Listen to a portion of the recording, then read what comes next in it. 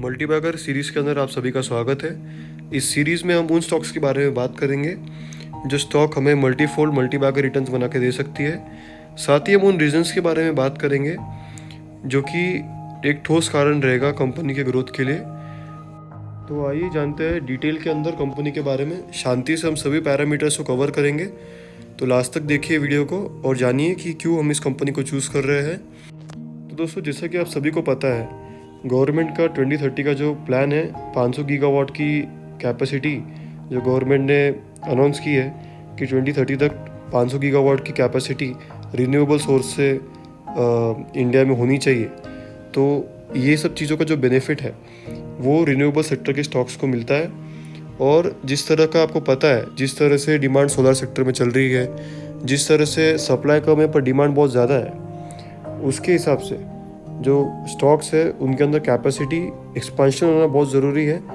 क्योंकि कैपेसिटी जैसे एक्सपांड होंगी तो जो डिमांड है उसको जो कंपनी है वो कैटर कर पाएगी जो डिमांड है, तो वित्तीय सप्लाई भी हो पाएगा अगर कैपेसिटी एक्सपांडेड रहेगी। तो दोस्तों, अगर हमें मल्टीबैगर स्टॉक्स को पिक करना है, उनके बारे में जानना है, तो हमें ऐसे स्टॉक्स को देखना पड़ेगा जिनके अंदर कैपेसिटी एक्सपांशंस के प्लान है। तो दोस्तों, होता यह है कि जैसे कैपेसिटी एक्सपांशन होता है, अपने आप कंपनी का revenue, top line, bottom line अपने आप बढ़ जाता है, जिससे कंपनी का जो ग्रोथ है वो बहुत ज़्यादा हमें रोबस्ट दिखता है, जिस वजह से स्टॉक्स हमें मल्टीबैगर रिटर्न बना के देते हैं। तो आइए जानते हैं उस कंपनी के बारे में जो कि एक्सपांशन भी कर रही है, रिन्यूएबल सेक्टर में भी काम कर रही है। और जैसा कि गवर्नमेंट का 2030 का प्लान है, तो डिमांड तो बरकरार रहेगी कंपनी के अंदर और सेक्टर के अंदर।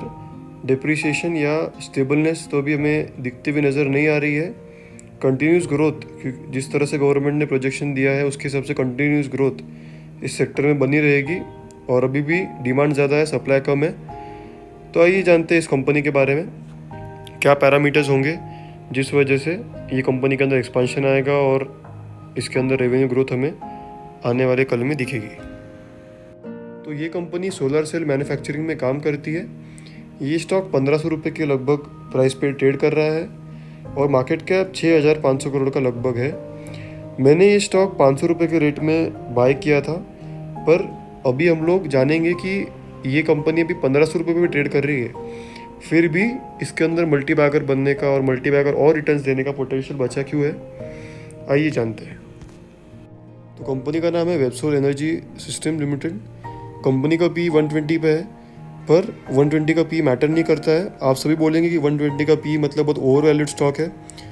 तो दोस्तों, उसका जो रीज़न है वो ये है कि कंपनी पहले लॉस में थी, 2 साल उसके अंदर रिनोवेशन का काम चालू था। ये जो कंपनी है ये first solar cell manufacturing company है जो कि 1990s से इनकॉर्पोरेटेड है। ये कंपनी इंडिया की सबसे पुरानी कंपनी है और साथ ही 2 साल का ये जो रिनोवेशन प्रोजेक्ट चालू था कंपनी के अंदर, इस वजह से ये माइनस के अंदर हमें क्वार्टरली रिजल्ट्स और ईयरली रिजल्ट्स हमें रिपोर्ट कर रही थी, जिस वजह से स्टॉक इतना गिरा।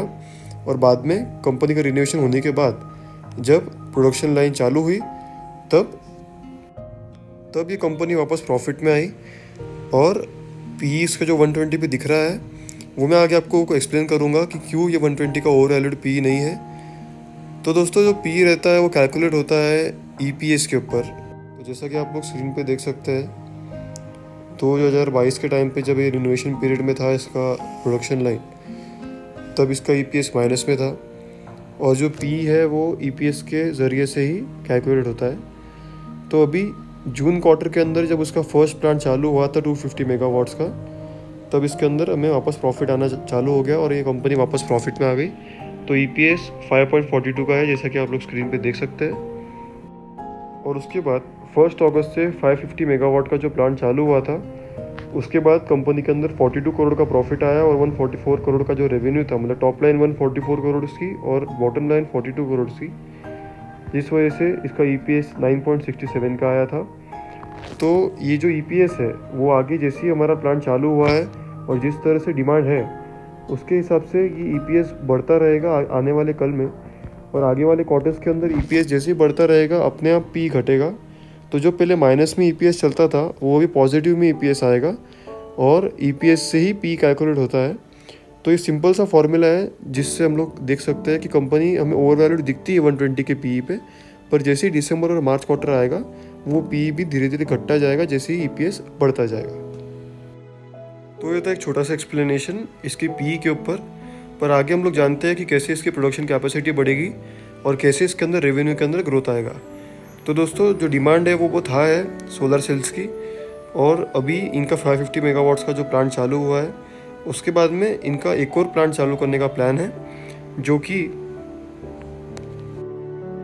फर्स्ट क्वार्टर से फाल्टा फैसिलिटी के अंदर चालू हो जाएगा। तो ये 220 करोड़ का जो प्लांट लगने वाला है वो 600 megawatt mono PERC cell line का होने वाला है। तो इसका भी जो रेवेन्यू है ये हमें मार्च क्वार्टर से एडअप होता हुआ दिख जाएगा 2025 से। तो ये सब पॉइंट्स रहते हैं एक्सपांशन के, और जिस वजह से हम लोग जज कर सकते हैं कि कंपनी के अंदर रेवेन्यू ग्रोथ होगी, और कंपनी ग्रो करेगी तो अपने आप कंपनी मल्टीबैगर रिटर्न्स हमें देगी। और जैसा कि आप लोग स्क्रीन पे देख पा रहे हैं, कंपनी ने 2026 तक 2400 मेगावाट की कैपेसिटी का दावा किया है। तो अगर हम 2026 से 27 तक भी पकड़े, फिर भी कंपनी की कैपेसिटी जो कि 250 मेगावाट की कैपेसिटी थी 2023 में, उसके हिसाब से 2600 मेगावाट की कैपेसिटी अगर 2027 तक भी होती है तो लगभग 10x कैपेसिटी कंपनी केटर कर पाएगी। जिसकी बात का रेवेन्यू ग्रोथ मुझे आप लोगों को बताने की ज़रूरत नहीं है कैसा रहेगा। अभी जैसा कि आप लोग स्क्रीन पे देख पा रहे हैं, कंपनी 2023-24 में माइनस में थी क्योंकि जब उनका रिनोवेशन चल रहा था प्लांट का, और अभी जैसे सब प्लांट एक्टिव हो चुके हैं, 550 मेगावाट का प्लांट एक्टिव हो चुका है, 250 मेगावाट का जब 23 में कैपेसिटी थी, अभी 24 के अंदर 600 मेगावाट की हो गई है कैपेसिटी। तो जिस तरह से डिमांड है उसके हिसाब से कंपनी लगातार ग्रो करेगी, और लगातार जो क्वार्टर रिजल्ट्स उनमें हमें ग्रोथ दिखाई देगी। तो ये सब कुछ पॉइंट्स है वेबसोल के बारे में, जिस वजह से अभी तो मल्टीबैगर स्टॉक बन चुका है ही, पर हमें आगे भी ये मल्टीफोल्ड रिटर्न बना के दे सकता है, क्योंकि अभी ज़माना है रिन्यूएबल एनर्जी का, और ये एक बहुत ही की प्लेयर है रिन्यूएबल सेक्टर के अंदर। साथ ही जो इम्पोर्टेंट बात है वो ये है कि कंपनी रिन्यूएबल सेक्टर में तो काम करती है, पर जिस तरह से इसको इनकैश करना चाह रही है कैपेसिटी एक्सपांड करके, वो बात पे हमें गौर देना चाहिए। जैसे ही 250 मेगावाट कैपेसिटी 2023 से 2026-27 तक कैपेसिटी 2500 मेगावाट कैपेसिटी तक जाएगी कंपनी। तो ये बहुत ही इम्पोर्टेंट बात है जिस वजह से हमें इस स्टॉक पे ध्यान देना चाहिए और इस स्टॉक के ऊपर हमें स्टडी करनी चाहिए। और जैसा कि आप लोग स्क्रीन पे देख रहे हैं, गवर्नमेंट भी सपोर्ट कर रही है रिन्यूएबल एनर्जी के अलग अलग चीज़ों को, जैसे वाटर पम्प्स, सोलर पैनल्स जैसी चीज़ें। तो ये सब इम्पोर्टेंट रहता है कंपनी के अंदर एनालिसिस करने के लिए। तो ये सब पॉइंट्स थे एक्सपांशन के और फ्यूचरिस्टिक कंपनी के, जिसके ऊपर हम लोगों ने इस कंपनी वेबसोल को इस मल्टीबैगर लिस्ट के अंदर, मल्टीबैगर सीरीज़ के अंदर कवर करने के लिए सोचा। तो अगर आप सभी को मेरा डिटेल एनालिसिस पसंद आया तो चैनल को सब्सक्राइब करना मत भूलिए, और साथ ही अगर आपको ऐसे ही मल्टीबैगर स्टॉक्स के बारे में जानना है तो आप मुझे मैसेज कर सकते हैं 9923640000 इस नंबर पे। मैं कोई बाइंग सेलिंग का टिप नहीं दूंगा, बस एजुकेशनल पर्पस के लिए आप सभी से 2-3 स्टॉक्स के बारे में केस स्टडी शेयर करूंगा। तो मिलते हैं नेक्स्ट वीडियो के अंदर। और अगर आपको ऐसे ही मल्टीबैगर स्टॉक्स के बारे में जानना है, जानकारी लेनी है, तो मेरे चैनल को आप सब्सक्राइब कीजिए और वीडियो को लाइक ज़रूर कीजिए।